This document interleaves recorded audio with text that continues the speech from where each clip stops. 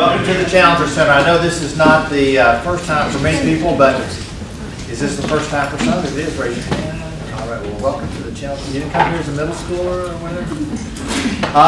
The Challenger Center is a very special place, so we've had a lot of things going on this morning. We had a group of 68 retired people traveling with Road Scholar program. And we did a program. They were from California and Wisconsin and Nevada and everywhere, and we did a program with them, and we turned it over and got ready for lunch.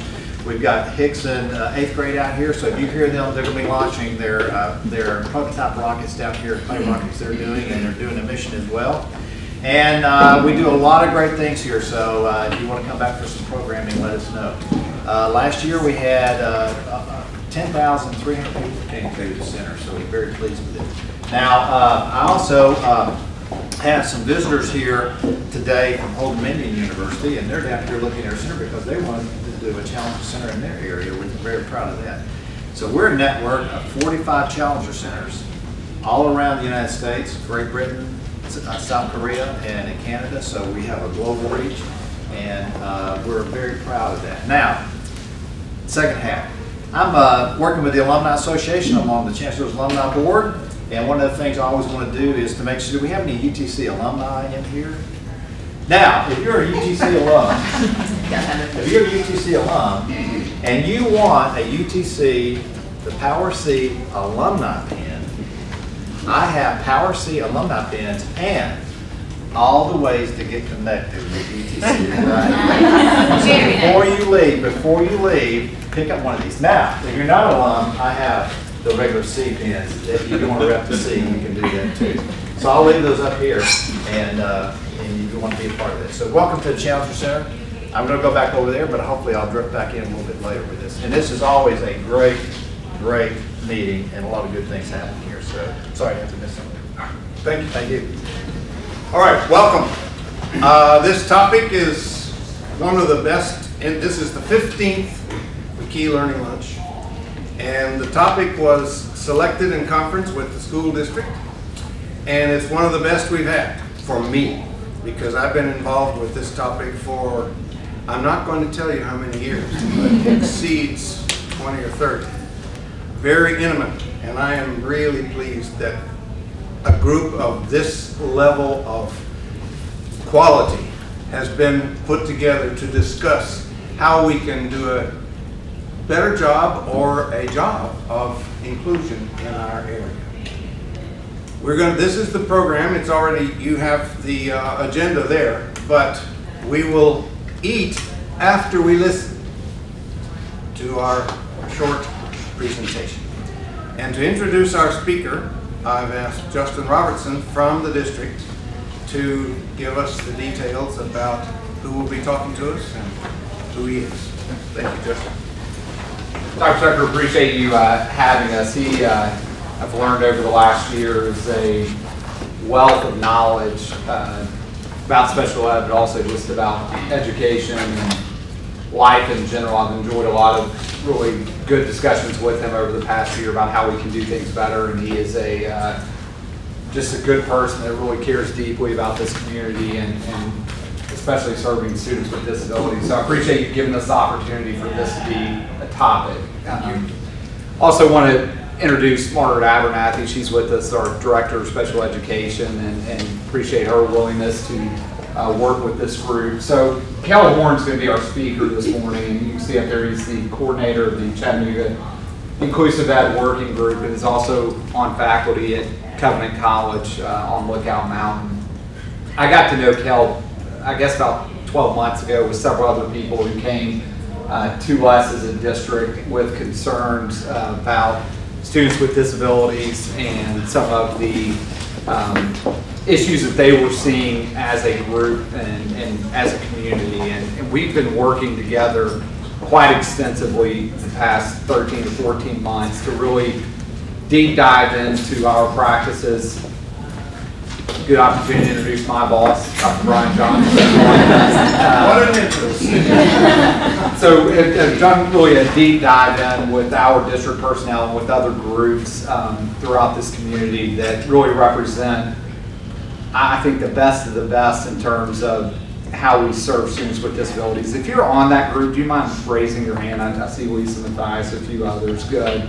So what we've looked at, and we presented this to the board at the last board session, is basically we've committed to doing several things. Several things we've already started is looking at our pre-K, making sure that it is inclusive where appropriate. I get in trouble sometimes when I say all the time inclusive, but inclusive when appropriate. We've got several awesome programs that are going around in the county. One of them is at Hickson High School. We have teachers here from Hickson High School that have the Ignite program, where they're pairing mentors with students with disabilities to ensure they're getting into regular classrooms and that they're supported. We've seen a ton of positives from that, not just with students with disabilities, but also with the peer mentors that really grown. And actually, we might see it as a pipeline of recruiting future teachers. So that's the second thing that we're doing. The third thing that we started to look at is looking at our cluster sites. We have several cluster sites where we serve some students with our most significant disabilities that we're looking at breaking those apart and making sure that our students are going to their zone schools. And we put a plan in place and are starting to look at how we can make that happen over the next several years. But we left the board basically saying is we're going to come to you here in the near future with a 3-year plan of where we think that special ed needs to go and how we can make that happen. So Kel Horn is going to be speaking with you today. I think he's going to talk a little bit about where we are as a district, some of the things that we see as opportunities, and then some of the bright spots that we have in Hamilton County. So without further ado, I'll turn it over to Dr. Kel Horn.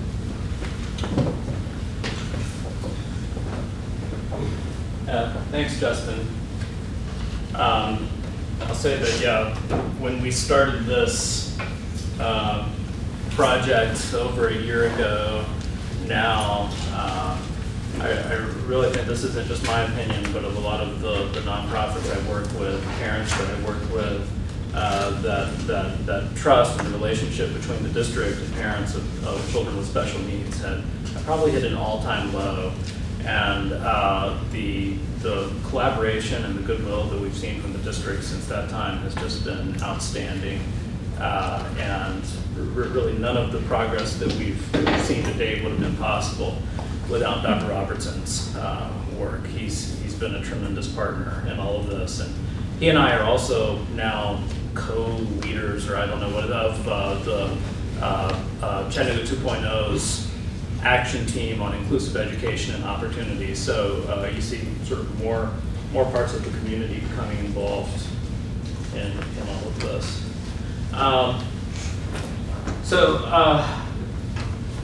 This is over 10 years old, so almost 4 years of research from IDEA. And experience has demonstrated the education of children with disabilities can be made more effective by having high expectations for such children and ensuring their access to the general education curriculum in the regular classroom to the maximum extent possible in order to meet the developmental goals and to the maximum extent possible the challenging expectations that have been established for all children, and be prepared to lead productive and independent adult lives to the maximum extent possible. And that sums up in a lot of ways what we're after in terms of school reform with respect to children with disabilities here in Hamilton County. About 6,000 HCDE students are the numbers we're talking about that qualify for exceptional services. And I did put an asterisk by that just to remind myself that those students, a lot of discussions lately have revolved around the I-zone schools and the opportunities zone. You're going to see those students significantly clustered in those schools where frequently kind of services are harder to get. And also in terms of some of the goals, the academic goals that the district is setting, those become kind of statistically impossible to achieve without addressing academic and social goals for these children. Hamilton County, compared to other LEAs in Tennessee, has been characterized by extensive use of cluster sites, as Dr. Robertson mentioned and at the board meeting. I think we saw that actually reflected in sort of the incredible cost, per pupil cost associated with busing in the community for children with disabilities compared to their typical peers. And also extensive use of self-contained classrooms where the emphasis tends, and children tend to be sort of moved into those tracks relatively early on in their academic careers, and there tends to be more of an emphasis on social skills and less of an emphasis on academic skills, limited access to the general education curriculum from a very early age. Some years this isn't true every year, but some years in the data and this is all sort of self-reported data that Hamilton County reports to the state. We see aberrant disciplinary practices, and that's the state's class term, where you see students with disabilities being suspended or expelled at rates that the state considers aberrant compared to their typical peers. The really tragic thing is that when you drill down into the data one layer deeper and disaggregate that aberrancy by race, it's all being driven by the rates of expulsion and suspension of African American students with disabilities in the district. So, I mean, just think about that you have a minority of a minority that's being suspended or expelled at such a rate that it can pull that whole aggregate group into the aberrant range. And again, that's not every year, but some years you do see that aberrancy in the data. There's been a general trend, sort of a slight downward slope in levels of inclusion in Hamilton County in recent years, and that's in contrast to other places in the state and nationwide trends toward more inclusion. And in some, it's lumpy. In some disabilities, we're near the bottom of LEAs in the state when it comes to levels of inclusion, and Tennessee, as a state, is not necessarily seen as a model for inclusive best practices. So this was a problem that a lot of people were seeing in the county. And a year and a half ago, a number of parents, area nonprofits, and a lot of related professionals in the community came together, and we formed the Chattanooga Inclusive Education Working Group with the goal of bringing more evidence-based inclusion to the county. And this list is dated at this point. There are other groups other nonprofits that should be on there. Okay, so what's the solution? Evidence-based inclusion. I always emphasize the evidence-based part. We shouldn't be talking about total inclusion. We shouldn't, which is illegal. We shouldn't be talking about inclusion for its own sake. We should be talking about inclusion that benefits all children, and very carefully. The model we're after reconceptualizes special education as a range of services to guide children with exceptional needs to academic, social, and behavioral success, not as a place where children are sent. And I think we're already seeing some of that positive movement in Hamilton County. It presumes competence in all children, and I think that really echoes the language of IDEA. This is language I learned from the Down syndrome community: presume competence. And what many of us have essentially been asking for is, don't segregate my child in the self-contained classroom with limited access to the gen ed curriculum. Give my child the opportunity to fail. Give them the opportunity to fail. Have high expectations and hold them to high standards. Grouping children in the classroom by age, not by ability. Providing for needs-specific supports for every child. Offers every child an academic curriculum.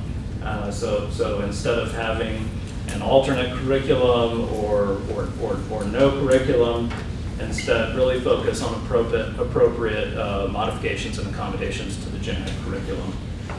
and really unique opportunities for socialization.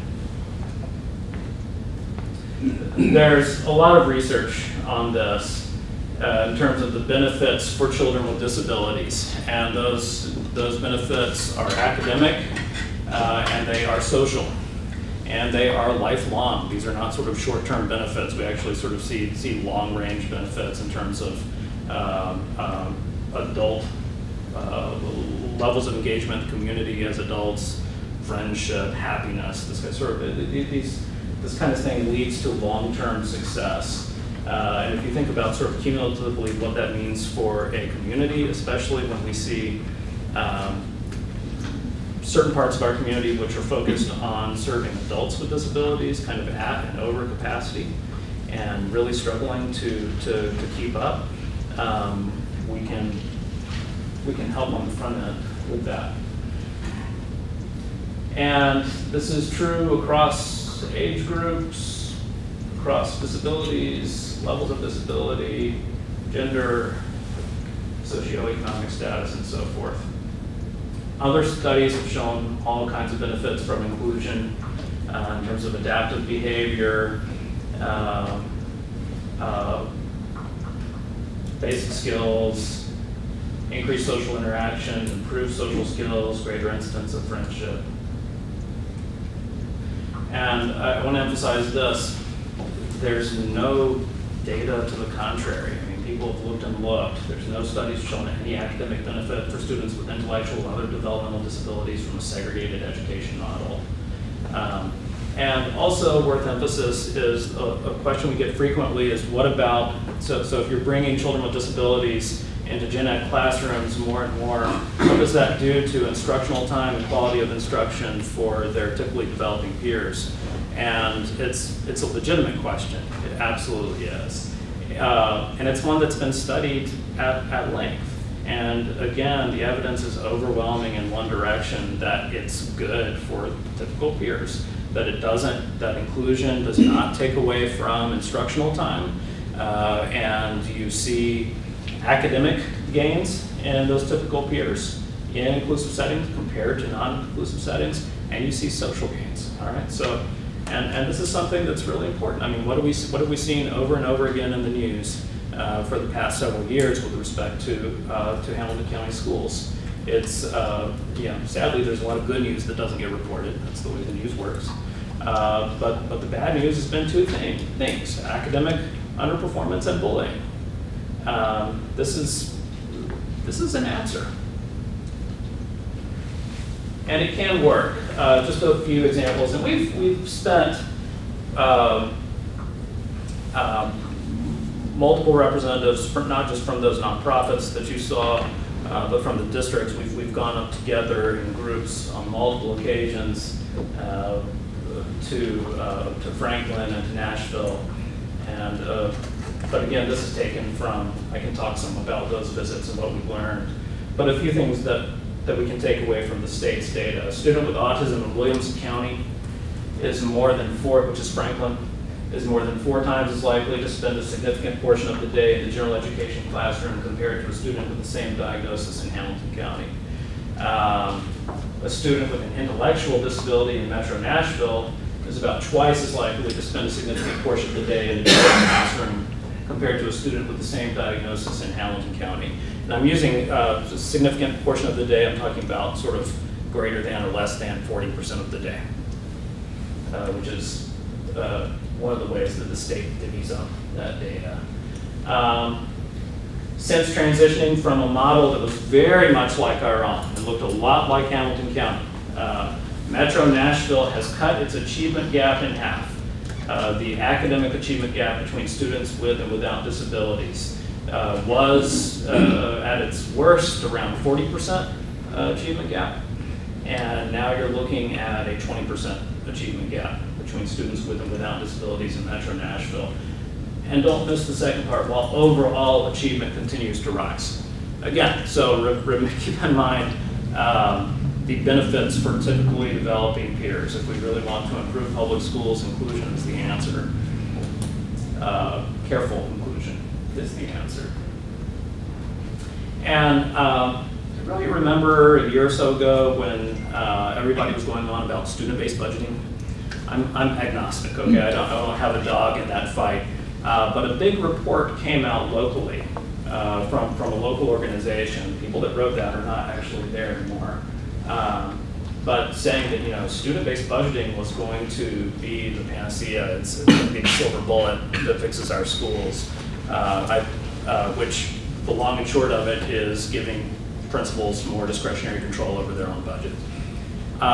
That study was a classic, and they were looking at Metro Nashville public schools. And that study was a classic case of omitted variable bias, okay? Where student-based budgeting was the mechanism, one of many you could choose from. That was the mechanism that Metro Nashville public schools selected to enact, really in large part to enact their new model for inclusion, where they were rock bottom in the state. Far worse situation than Hamilton County is or has ever been in terms of levels of inclusion, and decided to do something about it. Student-based budgeting was a part of that solution. So that study sort of looked at before and after student-based budgeting and saw the academic gains that were taking place in Metro Nashville. Where's the causal mechanism there? How does giving principals the sort of discretionary control over their budgets, which the principals I've heard to say, oh no you don't, I'm busy. I don't want that. That's the district's job.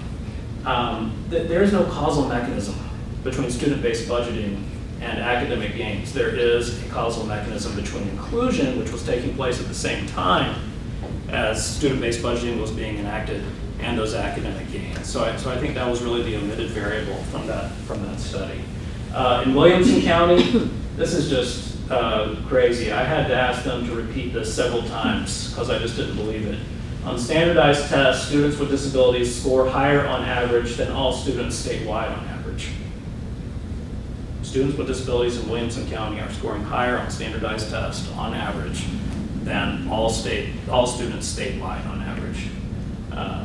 And in Williamson County, all medically fragile students earn their home zone school. This isn't to say that that will always be the case, but I do think we need to sort of challenge maybe some of our assumptions about medically fragile students and what's possible.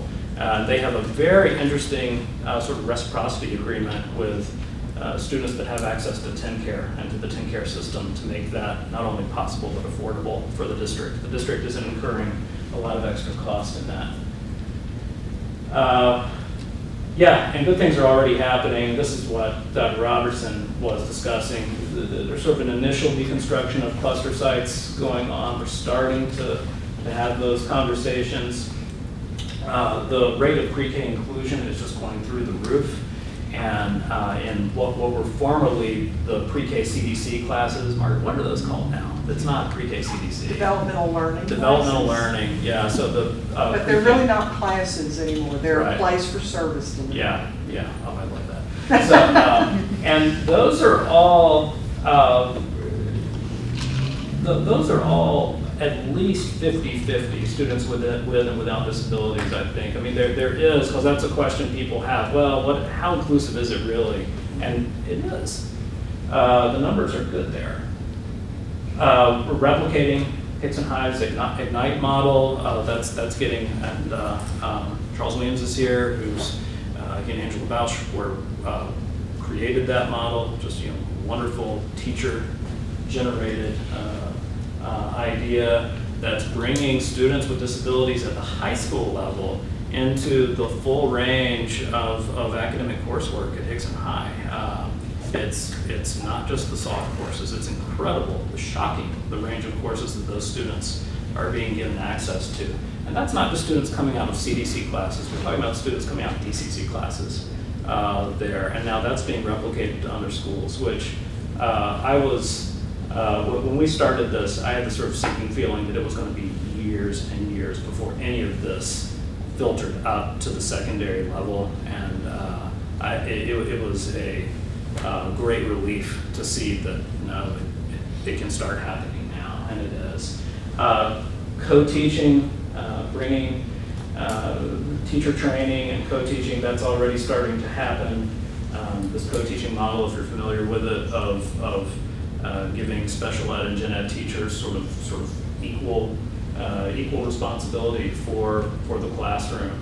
And Kim Wingate, other partners at UTC are really essential to what's going on there. And then parent community outreach, that's also a big part of this. What we learned from other districts was that if you're not proactive in letting parents, teachers, the community know what's going on, that all kinds of misconceptions are going to pop up. People are going to assume the worst. You're going to take services away from my child. You're going to do what? You're going to throw them into the wolf den that is the sort of general educated. No. So proactive communication and telling the story as it should be told is really key. What's next? Oh, this is my opinion. Metro Nashville and Williamson County both have 3-year plans that really get down into the nitty-gritty of things like bus routes, where you need teachers, where you need parapros. It's a lot of work to put together one of these 3-year plans that works, but it's doable to really sort of recreate the system as we know it. A co-teaching academy is needed for current teachers to get both gen ed and special ed teachers ready for this and comfortable with this. And new teachers coming into the system need to understand and embrace the research. They need to understand that this is not pie in the sky. One just very fine teacher, she did her training in Florida. She's at Saudi Elementary now. And Saudi is one of the bright spots that's doing this right. I mean, they're already doing a lot of these things. And she said, I never thought this was possible. This was not a part of my training. Those were her words. And she's one of the most effective, inclusive instructors probably in the county right now. At Saudi Elementary, grades 3 through 5, those kids are together all day. It's really remarkable. Yeah, and they need opportunities. New teachers need opportunities to see them succeeding in the classroom. Big picture, and I'll end here. If our current system is challenged by academic underperformance and bullying, thoughtful inclusion is the cost-effective, evidence-based centerpiece for school reform. This is an incredible bang for your buck, based on 4 decades of research. We can't reach our academic goals apart from these students. It's the right thing to do. And it can fail. And I think we cannot enter into this naively. It's possible, it's doable. We see it being done elsewhere. That doesn't mean it's easy or that it can't be done wrong. It takes a lot of preparation from a lot of folks. I'll skip this for sake of time. I put together a few slides just comparing Metro with Hamilton County. In a lot of ways, they're just kind of in a worse situation. There we go. I'll just show you just one slide, and I'll sit down. When we're talking about trends, so it could be said when we see this kind of upward trend, so this is less than 40% of the day, so Hamilton County's in red. We want to see that bar going the other direction.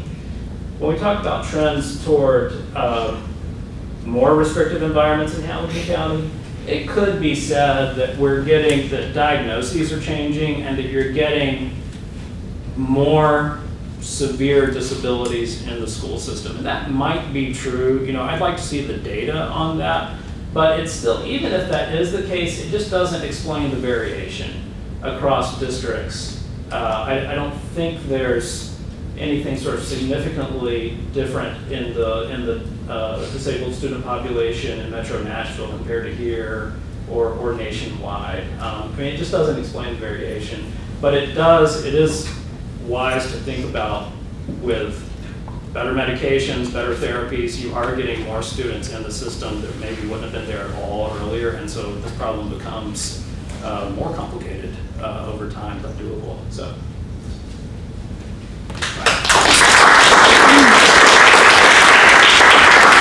one of the most comprehensive and encouraging presentations on inclusion that I've ever heard in those many years. I appreciated the theme, the three-word theme. Do you remember what it was? Evidence-based inclusion.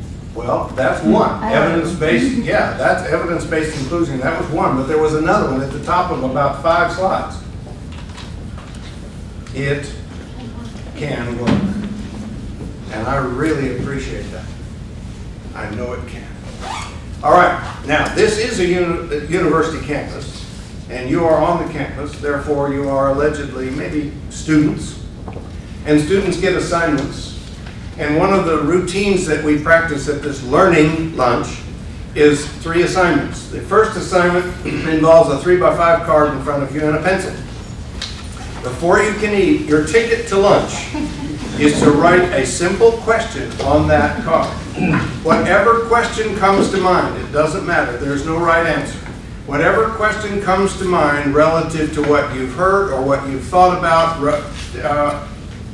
involving inclusion. So just write whatever question you have up front about inclusion.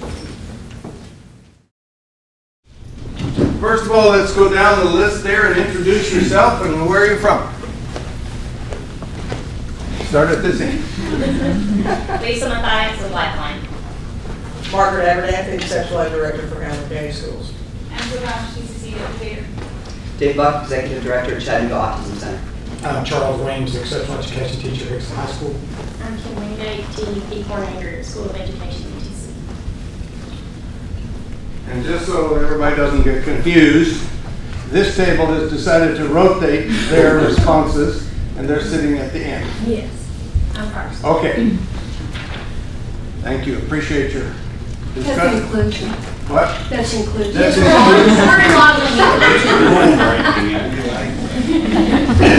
Oh, thank you. Okay. We will begin. Question number 1. How did your group respond to this question? Is it realistic to assume that every student, regardless of his or her learning challenge, should be in an inclusive learning environment? And we'll start at this end. Yes. There are some qualifiers based on definition of what we term inclusive learning environment. So we talked about early intervention, we talked about child find, the transition from early intervention into the school system, and things like that that really set up inclusive learning environments, understanding that that doesn't necessarily mean every child is in a general education classroom the entire portion of the day. It's individualized. Thank you. I also agree, yes, with some qualifiers here. As long as that inclusive environment provides appropriate instruction to enable a child to exhibit adequate ongoing progress and receive meaningful educational benefit. How would you measure that ongoing progress? Through progress monitoring, data collection, observations. By the way, this is a whole group discussion. I forgot to tell you that if you have questions or comments you want to add from the audience, please feel free to do so. Go ahead. I guess a question, to what standard? To what standard? Yes, so students in general education are following the general education curriculum, have a standard, and it is the general education curriculum. When you take a child out of the general education, or off of, I should say, the general education curriculum and put them on a special ed curriculum, there isn't really a curriculum they follow. They're just progressing towards their IEP, and we show progress reports to those IEP goals. But the goals don't lead anywhere because there's not a standard, there's not a curriculum by which they're following. So how do you monitor progress? Because progress towards yourself isn't really progress. I mean, you can't measure an outcome based on that. With a general education curriculum, you can say this student achieves these things, they're now prepared for a next step. With the curriculum we have, the so-called curriculum we have for special education, it doesn't lead anywhere else. It's not designed to. So how is that meaningful progress? Well, let me make a few corrections on what you're saying. For example, in Hamilton County, our students with disabilities follow the same curriculum as general ed students do, the state standards. So we measure the state standards. So they follow the general education Yes, ma'am. curriculum. So there are not any students that follow the unique learning ma'am. system, for example? No, ma'am. As of when? As of this year and last year, we are following this. We've always followed the state standards. So if there is We use a an variety of IEP teaching tools to help us. So if there's an IEP that says it's following the unique learning system, that's inaccurate? We don't have any IEPs, to my knowledge, that say that, but I think we're digressing right now a little bit. Okay. All right, we can, and by the way, we can discuss this later as we need to, or it may be addressed again in other answers to other questions. Third? We said yes. Yes. Period. Yes, period. Yes. So we got done so I'm fast. 50 yes or no. Well, I had it on there to report it. Yes, no, maybe. So, There's no, there's no maybe, it's just yes. okay, got it. Yeah, our answer is yes, and we underline appropriate. I mean, I think that's the thing to be focused on. There should be appropriate inclusion opportunities available for every student. Yes, and how would you measure appropriate? Right, I think you, like Deborah was saying, you want to have it against the state standard or some standard that all the students are up against so you can see where you're at. The other thing I might add to that, though, is if you wanted to add additional goals on top of that, I'm not saying remove that or instead of, but also someone might want to add in living skill goals or job goals or career goals or something like that. I think those would be neat to add in as well, but not instead of. Okay.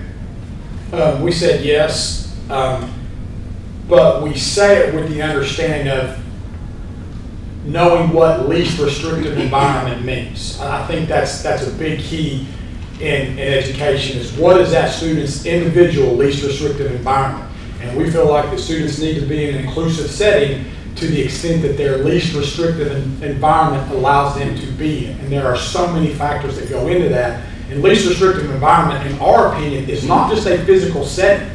Least restrictive environment, is an all-compass of things, curriculum, all kinds of things. So, yes, we feel like students need to be inclusive, but to what extent would depend on their least restrictive environment as set forth in the IDEA. And that's a very powerful response because it harkens back to the definition of special education in federal law, which isn't defined, but it does give you the option of then saying this is the least restrictive environment. And we tell people at Hickson High School, we want to focus on that first word of the IEP.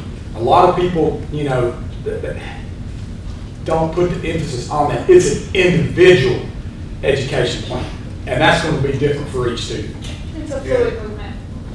It's a fluid movement. Yes. Okay. We said yes, and then of course I'm coming at it, and my table brought it up first, not just because I teach at UTC, but we came at it as too, yes, they should, but it comes to our responsibility, meaning the higher ed, the teacher training programs, making sure that we are preparing our teacher candidates so when they become a new teacher or a veteran teacher, that they're prepared to provide an inclusive learning environment that's successful.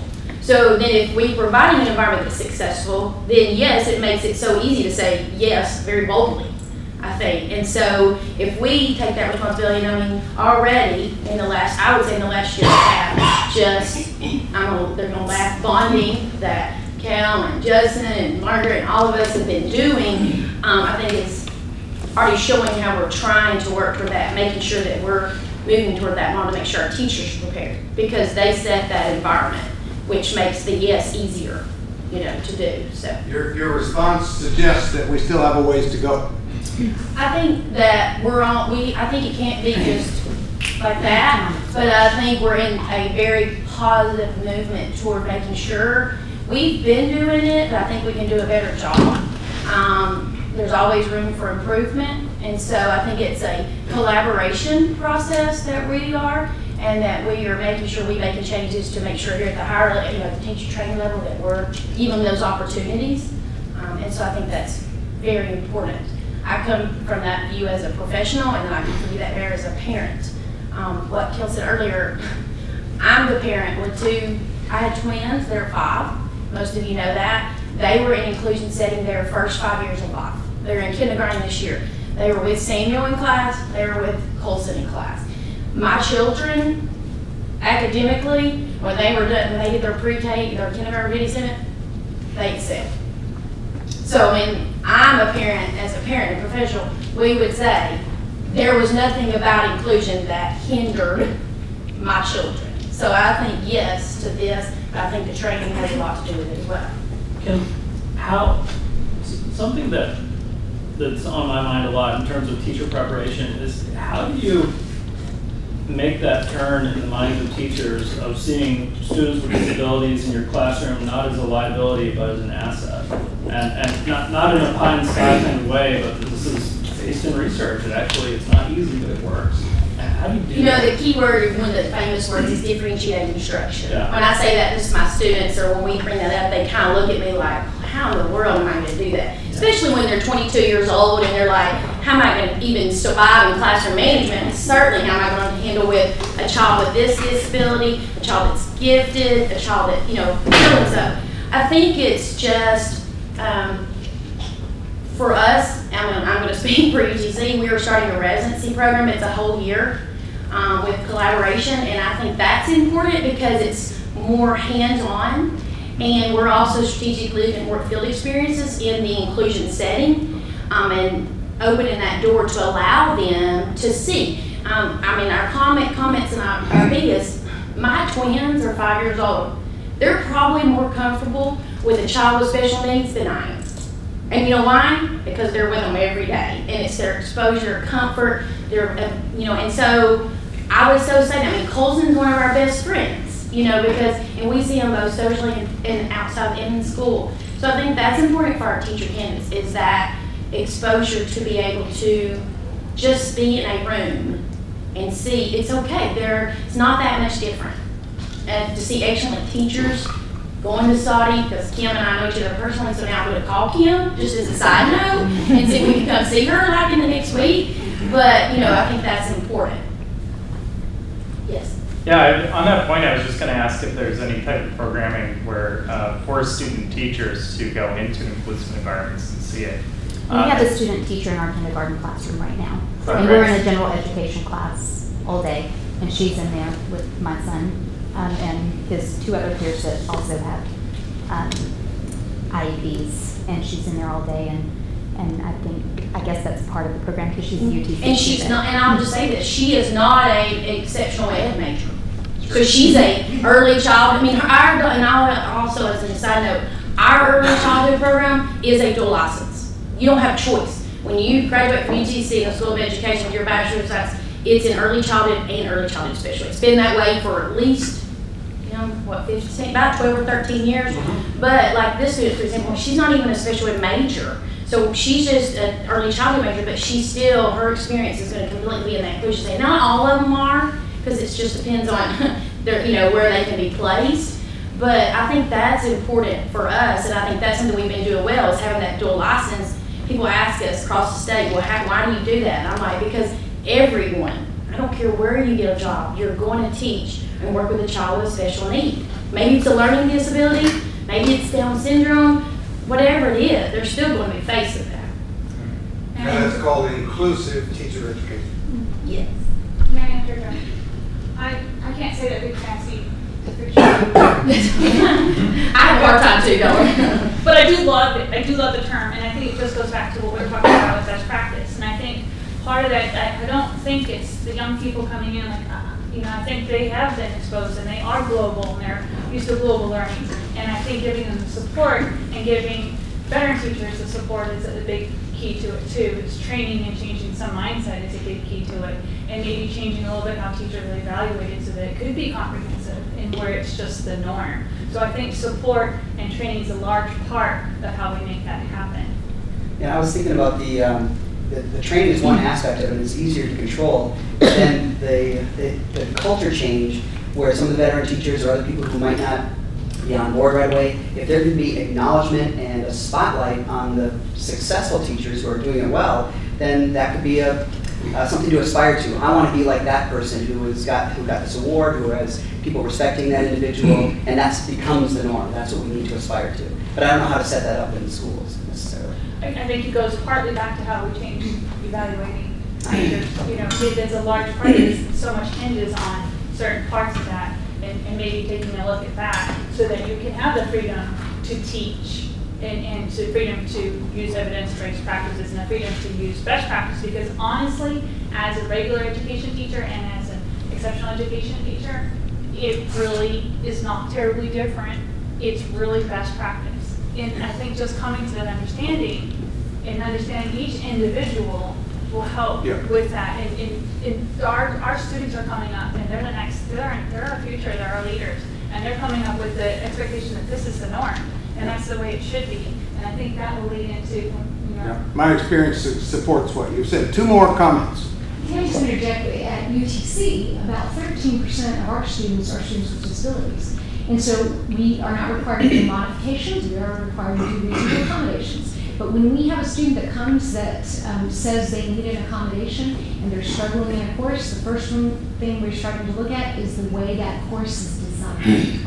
So it's not really, that's part of it too. It's not just the teacher training, but it's also course design. And that's where that differentiated instruction comes from, is how do we design this course so it's accessible to all of the students who are in the class. So we're not having to make one-off accommodations for one particular student. If we make the course more accessible, then it benefits all of the students. Delivery modification and those sorts of things. Carmen, you want? I've lost my train of thought. Okay. I'm sorry. That's fine. All right, let's move on to question number 2. How is the education of a student with a disability different from the education of students without disabilities?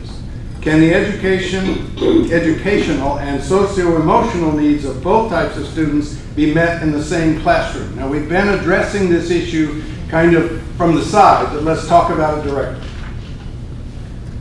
The education of a student with a disability is really not significantly different from the education of students without disabilities. Their level of supports might be necessary, their accommodations level might, we might need to look at that, related services might need to be different, but the education in and of itself, when our goal is the same, are not significantly different. Can educational and socio-emotional needs of both types be met in the same classroom? Yes. I have an 18-year-old who has significant disabilities, fully included in general ed environment, and has been since kindergarten. And her levels of services have changed throughout the years. But her inclusion has not, and her level of success is right there amongst other peers. Yes, I think they can be met. I do think the law in on itself dictates that a student with a disability has an individualized education plan, where a general education student does not necessarily have that degree of planning for their education. But yes, the differentiation of instruction, the accommodations, the modification, meeting the unique individual needs of the student with a disability, even understanding, before you can meet it, you have to be able to understand the unique strengths and challenges that the individual student has. And if we can do that and we can provide those supports in the classroom, I think definitely their needs can be met. I've always been intrigued by that word unique. And I guess early on, I was tempted to think that unique only applied to kids in special ed because that was in the law. But isn't every student in every classroom, general or special, deserving of a unique education to meet their individualized needs? Absolutely. And in public education, we provide a free appropriate public education for every student in Hamilton County schools. The difference is that in addition to the general ed setting for students with disabilities, we have the individual education plan to add to that free appropriate public education. Okay, thank you. Well, you took my answer, so. Yes, you get yes again. And that's what we were saying. We were saying it is individualized for each student anyway. The difference is if you need an IEP or an individualized education plan, that is set forth to look at your strengths and weaknesses and build upon those weaknesses to kind of level the playing field. The idea isn't so much in our mind that there's this group and that group. There's a group of students, and each student needs some, regular education student will also need modification of some sort at some point in time. So it goes back to the fancy D word and the evidence-based best practice, and it's best practice across the board. So when you're doing that, you are individualizing in some way at some point in time for each student. You don't necessarily need the legal document for every student. You need it for certain students that have meet those eligibility. And that, again, it's just a kind of level the playing field. Good. And then as far as the schooling that we operate under was set up for basically assimilation if you go and research it. So if you don't get that level of socialization in school, where would they get it? Where would they of course it's yes. Because that's part of our moral obligation, that's part of the obligation of public schooling is to meet those needs. So especially the social, absolutely. Yeah, what am I going to say now? I'll go the other way. No, I think there's another thing that we emphasized, the word we underlined was the word may. Delivery of curriculum may be different. So, and delivery, we talked about that. So the delivery might be changed, and it may be different for kids so with special needs. But what we can see is with the right early interventions, they might eventually be not have an IEP anymore, and plus if the classes change structure a little bit more and are more accessible, then it's not individualized. So it might be different, but yes, the answer to that is yes. And then the next question, same thing. Yes, you will find children with and without disabilities thrive in classrooms together. We have so many examples of that. It's no longer anecdotal, it's the data are there. Our group said yes. We're talking about some things, Angela and myself, we kind of have a little bit of edge on everybody because we're already doing this right now. I mean, we see it every day. I mean, right now, today, from 9:30 to 10:45, there was a biology class at Hickson High School that had almost every level of learning ability in that classroom that you would find, in a high school, whether you're a exceptional education student or you're a general education student. So, well, they're all general education students, but some have different accommodations that need to be met. I was very fortunate as I was a regular ed teacher before I was a special ed teacher. So I've seen both ends of it. I'm also a football coach. So, you learn real quick that you have to change the way you do things sometimes and teach kids different sometimes because, if you don't on Friday night, there's 1,500 people behind you letting you know what, what you need to be doing or what you don't need to be doing. So, that helps you as a teacher to realize that, every student's not going to learn the same. But as far as the behavioral and emotional needs go, Angela hit on the best. Our students at Hickson High School, we say different is normal. I mean, that's what they know. That's what they go to every day. And we have 920 some odd students, depending on what day it is. 19% of students at Hickson High School have an IEP. So, I mean, that you do the math, and that's a pretty big population. But it all comes down to and I'll talk about that, what we talked about in question 3. But yes, it can happen, and it does happen every day.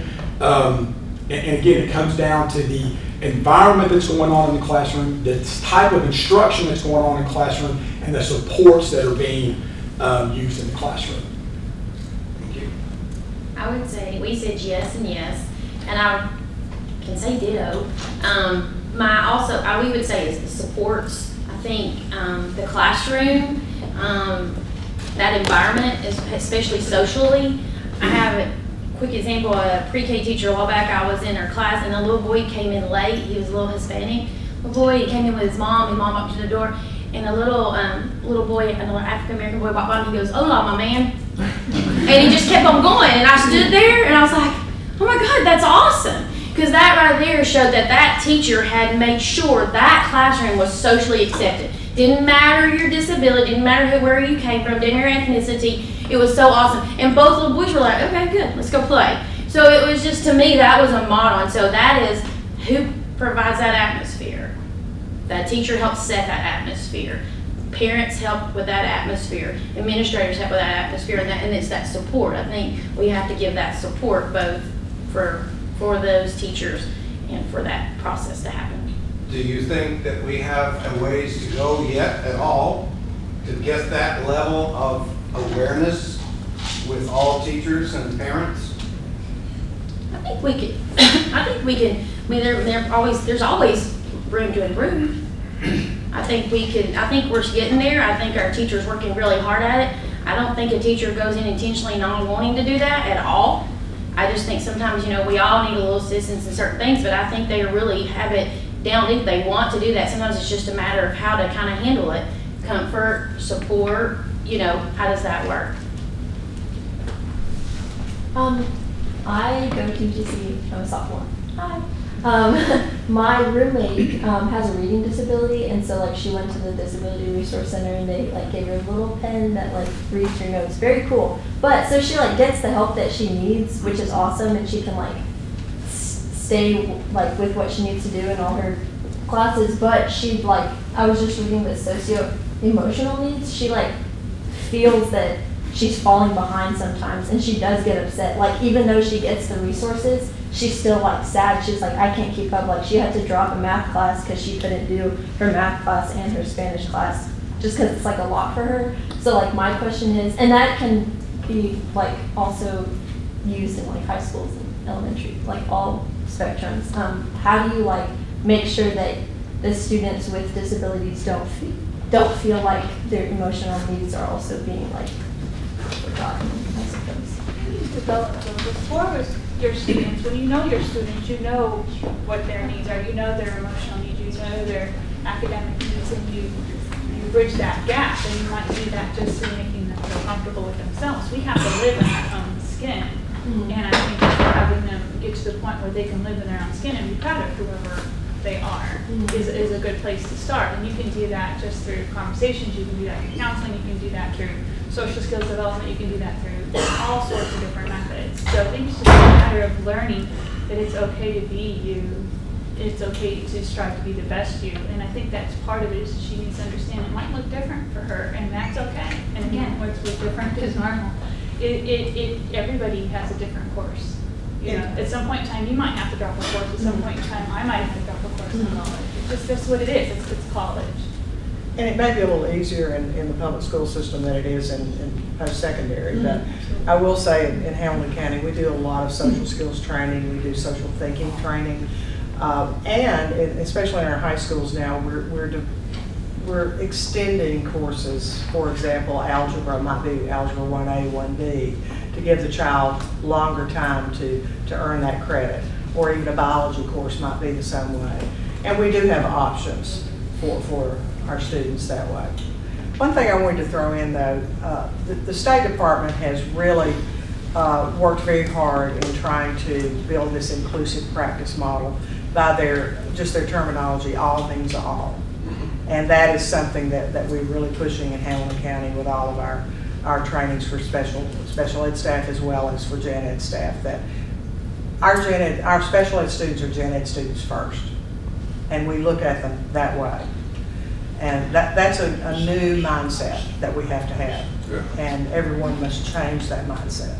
Okay. Yeah. I just know at Saudi Elementary, we've been inclusive for a long time, but this year the change we made was the self-contained kids start the day with gen ed. They used to have their own entrance and they ate breakfast together, and then they'd be pushed out throughout the day. And the people who had a problem with that was the parents. When we said, listen, you're gonna drop them off like everybody else does. They're gonna eat breakfast with their peers. They're gonna go sit in the gym. Now there's a few kids who are unable to do that, and they have somebody that supports them and goes to their car. But I have seen a huge difference in those kids. They walk in with their head up. They're just excited. They're talking to their peers. They're just more involved. And now they're probably up to 80 or 90% of the day. But that's been exciting to watch their confidence build as they've kind of been exposed to all that. But you do point something out, that parents are often the biggest problem. Oh, they were scared, yeah. They're scared. They are. They're scared. My child's going to be picked on because they've never been included.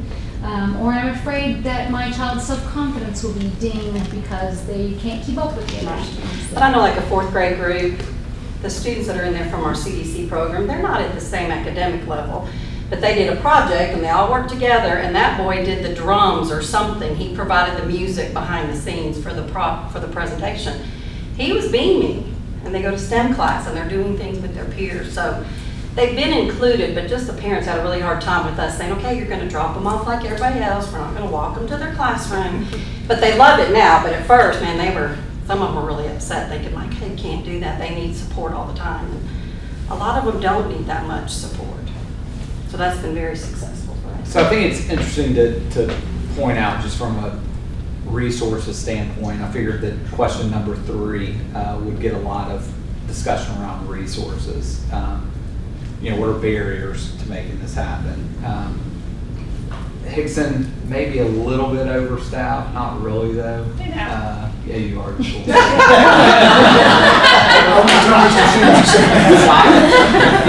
Saudi though, it's not. I mean, if you look at just trends across the district, they're staffing and they're not getting any more resources. So that begs the question for me then, what's the difference? Like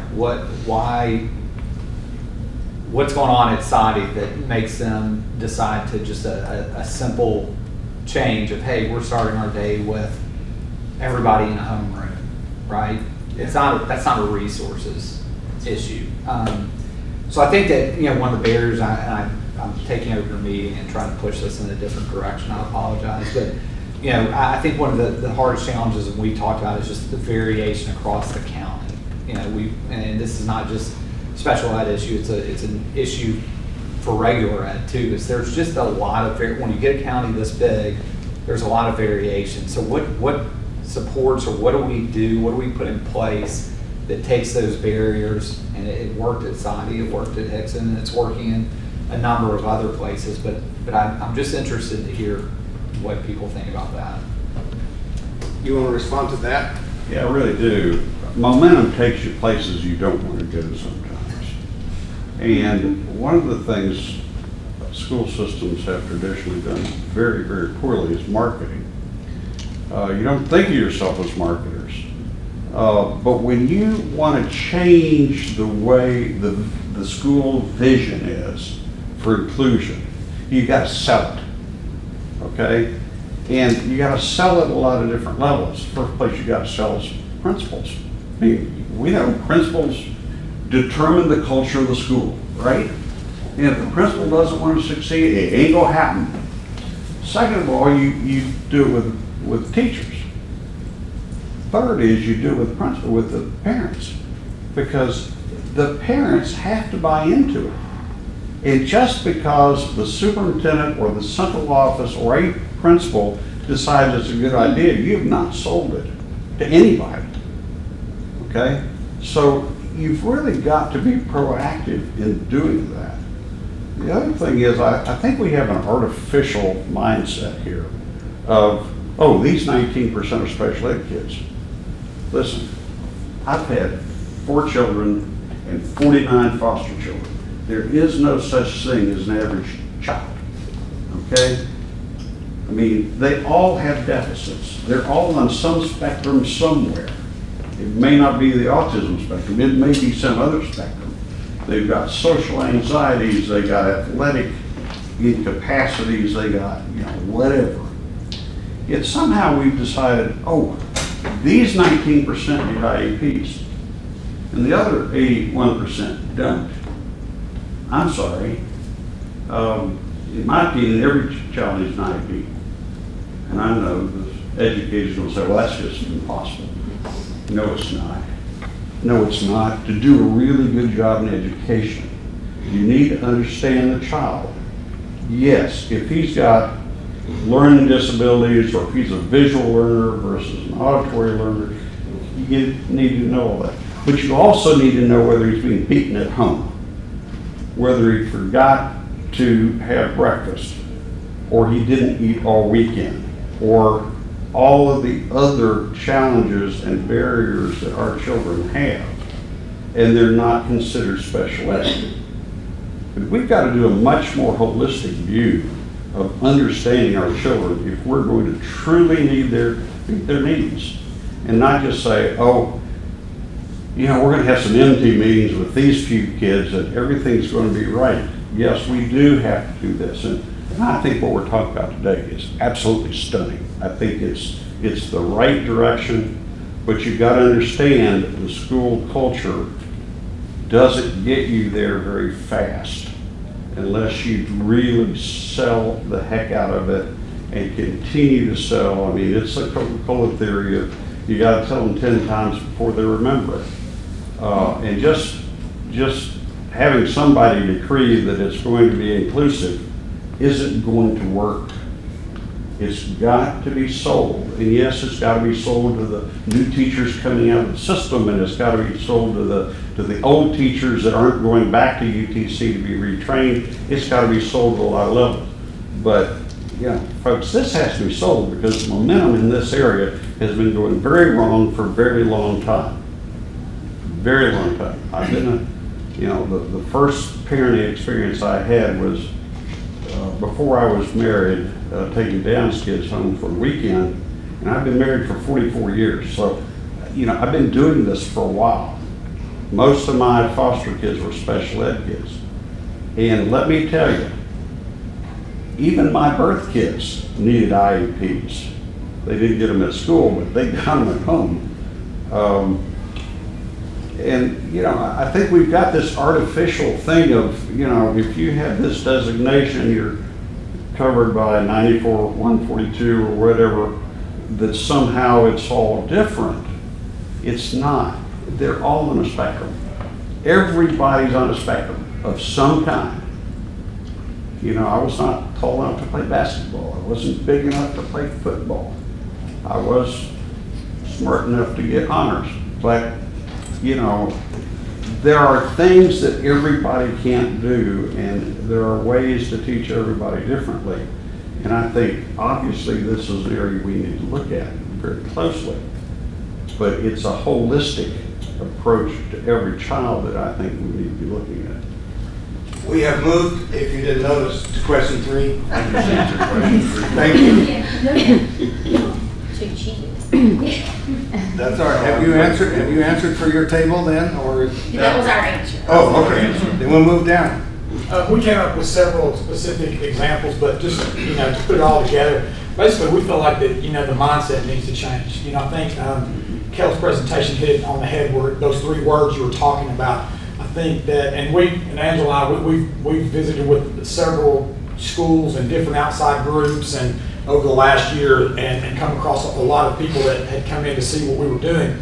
And we hear these words more than what we should hear. We hear, we can't do it because of this. We need to focus on, we can do it because of this. And we feel like that is putting everything in a nutshell. That's the Excellent. Some of the obstacles we brought up were parents of typical peers and some teachers might be reluctant. And so the solution to that, you use the term marketing, and educating is a lot of the same thing. Although there's a different component to the marketing part. We said educate those parents, those teachers, before questions arise and the procedures change. You got to do this ahead of time to anticipate stuff. The marketing part of it though, that's, as you bring that up, there's got to be some ownership. And if some parents, or it's the teachers, or it's the principals, want this and demand it, well, then it's going to happen. And if it's something that they think is not being given to them and they want it, they'll go after it. So that, I don't know what you do first though. If parents see the schools trying to make this change, well, they can be skeptical and want to go against it. Or if the parents are demanding something and the teachers it needs to be everything together. I'm not sure how you do that. Well, that sounds like a Chattanooga 2.0 agenda. Yeah, it's getting both to do it at the same time, not against each other. And I would agree with what has been said and kind of go back to, he asked the question, what is the difference for Saudi? And the difference for Saudi is the one that's sitting there as an administrator. That's the difference. The difference for us is our administrator. I've never gone to a training where she said, all means some. She says all means all, and that's what it means. But then when it gets down to the support that we need at the level at the school, then we might need to focus on changing the mindset of some of the administrators and those sorts of things, because teachers will follow. They'll follow their leader, and their leader is their principal or their administrator. And I think that's the big difference. And so you can find a way. The funding, of course, will always be a problem. We need funding for more educators. We need funding for training. And all those things are important to bring about that change. But if you have the attitude, it can work, or it's past due, or this is what we're doing, this is how we can do it, work together, we'll get there together and sell it, then it'll happen. So I think once you get more administrators on board and they realize it's going to be okay and it's past due, and again, it's just evidence-based best practices anyway. Not a whole lot really needs to change. But once you have that understanding, I think it would be a lot easier to just be the norm. Would you agree that we've had evidence-based best practices for many years? Absolutely. I've taught in 4 states and somewhere up north. And yes. And so for me, it just was logical. That's why I said earlier, it's an IEP is education. It's an education plan, it's an individualized education plan, it's a legal document for some students with a certain eligibility, but it isn't necessarily the difference. There is no difference. It's the leveling of the playing field, because each student is, has access to education. Each student deserves to go to school and be educated, and that happens through building rapport. That happens through meeting the needs of each and every student through individualized, differentiated. Yeah, and that again is just best practices. Best practices indicate that you just naturally do that, and it might be a skill you need to learn. It might be something that's innate in you, but it can be developed, and it can, it can be, what is that? Made better. Help me out. Improve. Yes, it can happen. It can work. So yes. So my answer is yes. Okay. I don't know what the question was, but yes. You did a great job. Well, first of all, let me say this. Everything I'm saying, I don't think any of these are barriers that cannot be overcome.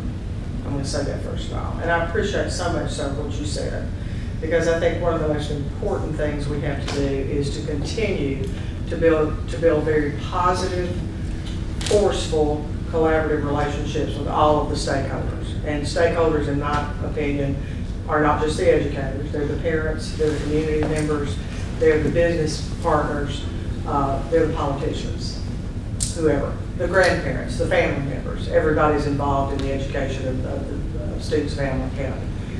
Secondly, and this is a personal opinion, I think Hamilton County has got to, maybe more so in my opinion, put an emphasis on education as being one of the key ways that we can overcome economic deficits in Hamilton County. Now, to a couple of other things, specifically to the school system. Transportation, we need more flexibility in our transportation system in Hamilton County. And also, and I think the board and the system is moving in the right direction in transportation, but also in our buildings. We have very aging buildings, and many of those buildings are not handicap accessible. Is that right? Yes, and that has to change. That's amazing. Yes. And that wasn't on the questionnaire, the survey. But I mean, that has to change. That was not one of the things on the survey. Yeah, and I'm not faulting the system for that. It's just that, and they are moving in a positive direction to combine buildings and build new buildings. But again, that's an economic input for that. So those are just a few things I think are very important things. Thank you. Finally? We talked a little bit of the variation of practices and culture between schools. We also talked about the physical spaces and accessibility, the lack of support in the classroom for general education and knowledge and training there. We talked about training of existing teachers and preparation programs, not just the theory, but also practical application. And from a standpoint for what I do, I hear from a lot of families, and I think one of the major barriers that we have is the lack of faith on behalf of our families in the system. And that is going to be a significant barrier to overcome, not just through awareness, but education and understanding that a culture shift is coming, and this is what it's going to look like, and here's how we're going to go about it, so that parents are part of the team and are not pushing back just because they don't understand what's happening to them. Well, I think Kim pointed out something great. She said her kids are probably more comfortable with a child with disabilities than she is, or than any of us in this room are, because we were not exposed at a young age. And so if you don't educate these parents, they're going to say, what are you taking from my kid? You know, you're taking resources from me. And so you have to start there, and you have to start there. I have a question. You know, I go back to Justin and ask the question. I'm sometimes a very practical person because I know he's taking notes, and technically we can all leave and he has to go figure this out. No, I'm kidding. Actually, technically I have to go. I might have to. I guess where I'm coming from in that point, we can all say it's important, we know. But I go back to kind of what we do with our teacher candidates. Y'all ask me, how do we do it? Well, it's exposure. I mean, I know logistics, and I know Margaret's going to be like, Kim, logistics, think about that. And I'm thinking, is there a possible way that our teachers, so they're not nervous, can go visit Saudi every once in a while? Can they visit Hickson? Because it is scary as a teacher. I was there, I taught, and they told me I was going to be the inclusion teacher because I'd been teaching my second year and nobody on my team wanted to do it. You know, and this was a long time ago, and it was in Georgia, wasn't in Tennessee. But I didn't know. I mean, I said, okay, but it's maybe would have kind of exposed me to it, even if I got to just see it for 30 minutes one day. And I could see another early childhood teacher doing it, or I could see another high school teacher doing it. Just for a few minutes, that might help my comfort level, or at least my willingness to accept it. I know that's a lot of logistics. But I know. It doesn't always have to be on the schools too. There's other organizations in here that should be able to help your students with that. They can come to the Autism Center, and we can find different ways for them to be exposed to kids on the autism spectrum, Down Syndrome Society, right? And other organizations who are out here, we should also be able to help with that. So the community can also. But you're letting the teachers that are actually in the building. I mean, I feel like we're doing a better job in exposing our teacher candidates, but the teachers, you know, because I think that's where Margaret and all y'all were saying that as a teacher, if you're coming in and saying, hey, this is kind of, you know, sell it, not tell it, but okay, but can you sell it to me a little bit more? You know. So we've done that. I think we've done it on the opposite end of what you're saying. I think you're making a good point. We've sent teachers that are interested, you know what I mean? Yeah. To Saudi and to Hickson, teachers that want to take that stuff. But I think what you're saying is it's important to also get the opposite end of ones that are maybe a little bit unwilling. We need to start sending them to see the bride. Because somebody always used to tell me, if there was somebody giving you a real hard time about something, ask them to be on your committee. Because then, you know, then you kind of expose them to that. Whether they at the end of the day, they may not still totally get on board, but at least they kind of see where you're coming from, you know. So I guess that's where I'm, the part, yeah. You know, I wrote down here while everybody was talking, I said, resistance always stems from fear. What we don't understand is fear we will fail. And I think that's what you're saying. I think we're no different as adults, educators, as students. They will resist something if they don't understand it, because underneath that, they fear failure, mostly. So I think when we're talking about building and bringing about inclusion, I think we have to educate all stakeholders, as I heard someone said. But I think being a person that was trained under Dr. Tucker, and collaboration and cooperation was drilled into us. I really do think that is the key, is that when we are collaboratively working and we are cooperatively working with each other, because let's face it, when we were talking, we all got in it, whether you're a special ed or whether you're a general ed. We got into this profession because we believe in kids. We like kids, we think they are our future, and we have hope for them. So I think we are more alike than we are different. And when we forget that we don't teach a subject, but we teach children, I think we'll move it faster. Also is I think that it makes sense that if we have extra needs, we're going to need extra hands. Otherwise, that general ed teacher says, I'm being evaluated, I heard somebody say here, evaluated over all these things, and when you think about differentiating all of these learners and their needs, it is overwhelming, especially when your job and your performance is determined by this random evaluation. Extra needs, extra hands, and what happens with that, I think, the beauty, and I've seen it, I'm in a school right now, that there is a special ed person that works co-teaching with every grade level. And it's beautiful because there is now a better understanding of these two teachers who both have maybe different training in what their subject matter, but they have a common interest and goal, which is to educate children. They also have a better perspective of what each other do and of special ed versus that's your problem. It ain't mine. I'm here to teach math. I think it really creates a real beautiful, beautiful thing, and ultimately the benefactor or beneficiary is the student. So, you know, I think there's hope. I've seen it. I hear, I'm excited about what I hear going on at Hickson High School. I think the logistics is when you have a kid and they're shut down and they're resistant, what do you do to try to get them to move forward?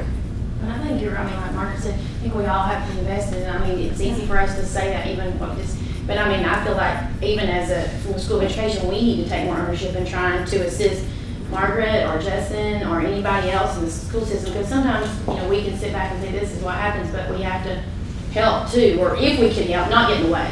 I don't get in the way, Justin, but you know, help if there's that part, because it is a lot.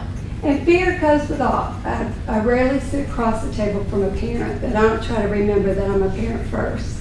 And every parent, whether they, you know, as Oprah says, when you know better, you do better.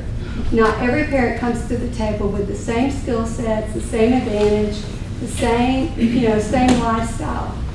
But in their heart of hearts, even in their aggression, it's because they care about the kid at some level. And we have to respect that and work with that and honor that. And I think that comes from where I will forever be grateful for my training of collaboration. Well, I think people don't hear you if you don't. I think all of us have expressed, whether we've said it out loud or in our actions today, that no one in this room knows everything about what we should be doing. And as long as we're willing to work together, this is going to work. But we've got to be willing to listen, and we've got to be able to understand what we don't understand, and be willing to learn more so that we can work together for our children. Amen. Absolutely. Did you want to make a comment? Yeah, I'd say one last thing, because I think this, one thing I've learned in the past year and a half is that when Pete Cooper speaks, you're a fool not to listen. About, you know, sort of attitudes, interests, and training are three things I want to mention quickly. Anybody who's sat through professional development, you know, if you don't believe in it, it's all for naught. It's just a waste of time. We can't expect sort of sit teachers down in PD without getting them invested in this project, understanding what we're doing. We've actually applied for a small grant, which I hope we're going to get, that's really designed, it's evidence-based empathy building around, you know, creating empathy among teachers and administrators for students and their with disabilities and their families, which I hope we're going to see come online in August. That will really sort of get that attitudes part, help get that in place. In terms of interest, I think building administrators, system administrators have got to say loud and clear over and over again to our teachers, having these children, these students in your classrooms is not going to negatively affect your evaluations. You know, you're not going to get dinged on TBOS or anything else. This is not going to hurt your career. We can't ignore interest in this. And that's going to have to be a clear message from those in positions of authority in the system, building and system level. And then third, in terms of, and this I think UTC is going to be a huge partner in this, Williamson County runs, instead of thinking about PD as something that happens in August, Williamson County runs a co-teaching academy, a co-teaching academy year-round. And it's the model, Kim, that we've talked about before of train teachers and then they go out and train other teachers. And but it's not the sort of one-off kind of thing. It's sort of constantly providing those opportunities for teachers to refresh and enhance their skills in effective co-teaching. So I hope that we can sort of do all of those things in our system. Thank you. When I left government work the first time, I did so as a consultant, but my secret ambition was to travel the country as a consultant to find best practices. I was very fortunate to travel in some 40 states as a consultant. But I'll close my part of the program, this discussion, with the one classroom I observed, which taught me more than I had ever known. It was upstate New York. I had heard about this class that had this school that had three oppositionally defiant, disordered, labeled kids that were being included, more or less. I drove quite a distance to be able to observe these three kids. And I arrived, checked in at the desk, asked what class these kids would be in. They told me and how to get there. And I walked and I knocked on the door. And the teacher, in fact, it was a 5th grade class. It was being co-taught. And one of the teachers came to the door, and I introduced myself. And they said, well, we've been expecting you. And I said, okay, I want to sit on the side of the room and observe these three students. And if you would point them out to me. And she said, you find them. Wow. So I sat in the edge of the side of the class and observed the class for the entire class period.